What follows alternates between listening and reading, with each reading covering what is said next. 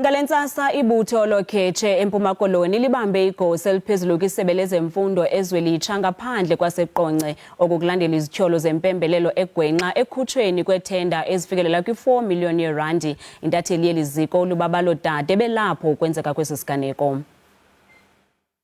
Sibhotise kumbukeli nakuni e-studio sithetha nje silapha eZwelitsha kwiziko lamapolisa nalapho khona umtyholwa nekuvakala ukuba ligosa eliphezulu kwiSebe lezeMfundo uye wabanjwa khona.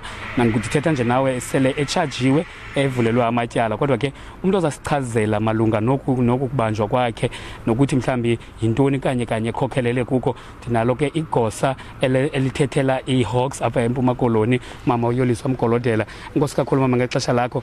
Ungakusithele qabaqaba into bangaba mhlambi kuthethwa ngantoni apha sesiva kuthiwa kubanjwa igosa eliphezulu kwiSebe lezeMfundo? Inkosi, ndiyabulela libabalo. Ndiyabulisa kubabukeli nakumamameli. Namhlanje silapha ngoku eZwelitsha police station apha ngaphakathi igosa elikhulu leSebe lezeMfundo kwicala la kwa-supply chain liyatshajwa nje manje sithetha njena.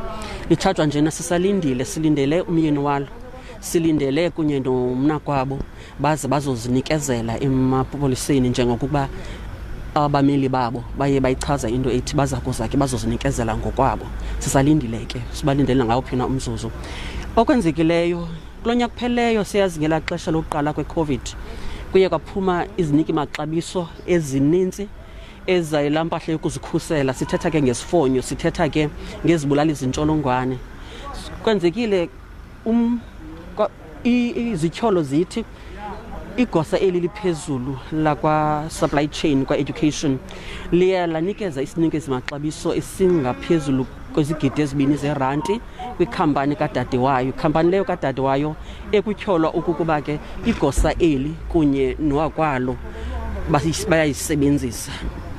Kwaze ke kwakhona nomnakwabo, umnakugosa eliphezulu likarhulumente naye ekuthiwa ke uqeshiwe le khampani.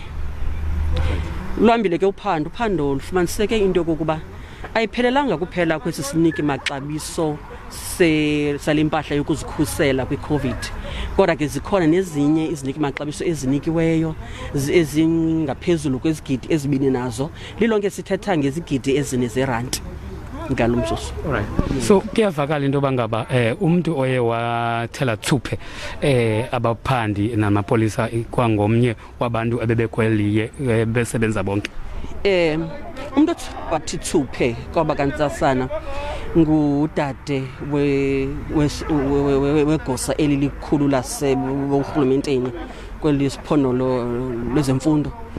Njengoba besenditshilo babalo ndathi isivumelwano phakathi kwegosa eli nomyeni walo kunye nodade lona kusetyenziswa ikhampani yakhe ibiko kokuba nayiphina imali ethi ibhatalwe kwikhampani yesiniki maxabiso, udade lona yena uyakufumana isabelo se10 ekhulwini lepesenti. Nto leyo ke ingakhange yenzeke, waza ngaphambili udade ke wazobambisa. Yiyo ke loo nto ke iphembelele into yokuba ooKhetshe benze uphando olunzulu.